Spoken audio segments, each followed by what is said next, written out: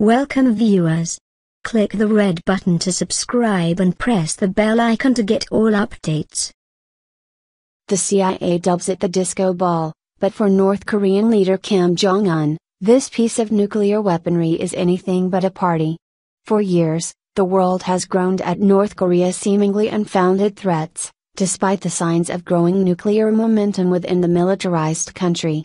But this giant, round, metallic sphere, one that looks like it's been ripped off the set of an Austin Powers movie, is Kim Jong-un's jewel in the crown of arsenal. And the world has continued to ignore it. Since 2006, when North Korea conducted its first nuclear test, leaders across the world have condemned the defiant weapons program without much need for urgency. It exploded a nuclear device underground in 2009, had a third nuclear test in 2013 and a successful test of a hydrogen bomb in 2016. Yesterday, North Korea staged what appears to be its largest ever live firing drill to mark the 85th anniversary of its military. Yet the evidence of North Korea's nuclear might over the past 11 years has remained somewhat sketchy, possibly why former U.S. administrations remained worrisome, yet inactive. But according to the New York Times, the Trump administration has received a stark slap to the face as classified intelligence reports conclude the country is capable of producing a nuclear bomb every 6 or 7 weeks. According to the piece, despite the fact this accusation is impossible to verify, given North Korea blocked access to its facilities years ago, expert studies and information gathered from intelligence sources are enough to cause serious concern for Donald Trump and his administration, who fear they are running out of time. But with each missile launch has come an ability to learn and adapt, and there are serious fears that a North Korean weapon could hit not only the United States in a few years, but Australia as well.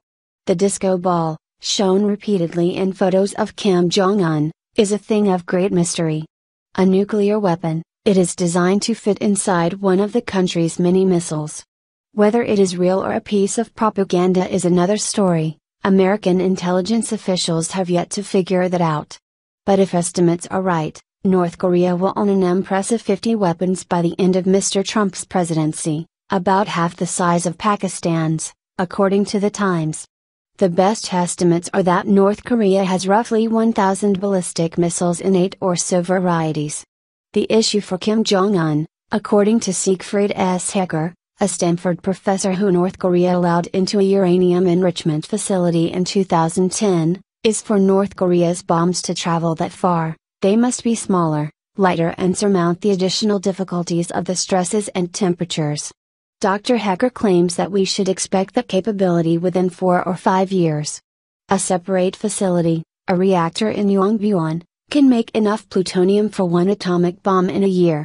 The task, for North Korea, is twofold: build a missile that can travel through the Pacific Ocean, and pair that to a warhead that can survive the journey.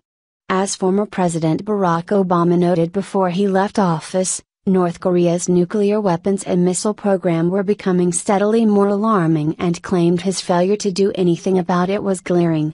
For Mr. Trump, the task remains, how to stop North Korea from growing before it's too late.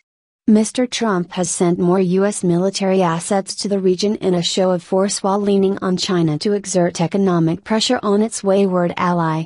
In Washington, top Trump administration officials are due to brief the entire U.S. Senate on Wednesday. Trump says Kim Jong-un not as strong as he thinks. Donald Trump took a fresh swipe at North Korean leader Kim Jong-un as the rogue state marks a military anniversary with a massive show of force. There has been no let-up in the tit-for-tat taunts between the Trump administration and North Korea, as tensions continue to boil over the nation's nuclear weapons program. "I'm not so sure he's so strong like he says he is, I'm not so sure at all," Mr. Trump told a reception of conservative journalists on Monday, according to CNN.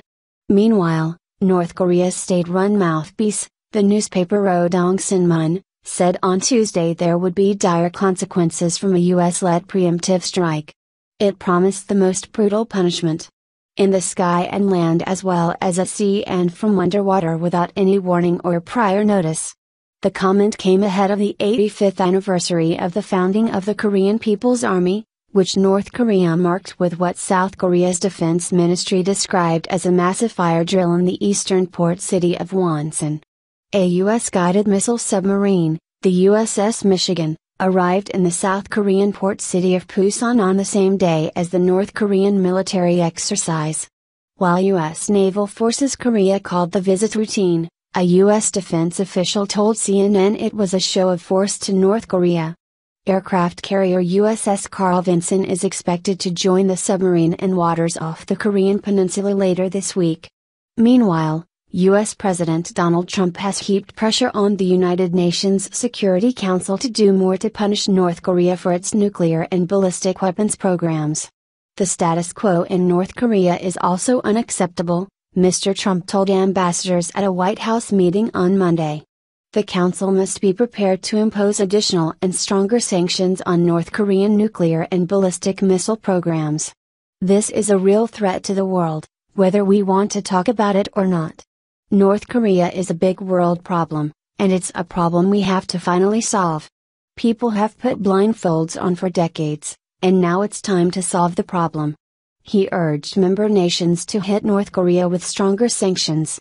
Senior Trump administration officials, including Secretary of State Rex Tillerson and Defense Secretary Jim Mattis, will brief all 100 U.S. senators on the tense standoff with North Korea at an extraordinary meeting at the White House on Wednesday.